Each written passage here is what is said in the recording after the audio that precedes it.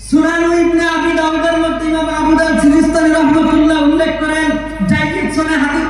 সনদে হাদিস উল্লেখ করেছেন, হযরত আবু হুরায়রা রাদিয়াল্লাহু তাআলা আনহু উল্লেখ করেন,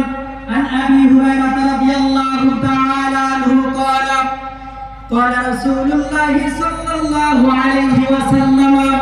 إن من عباد الله عبادا يثبتهم الأنبياء والشهداء قيل يا رسول الله لعلنا نحبهم قال هم قوم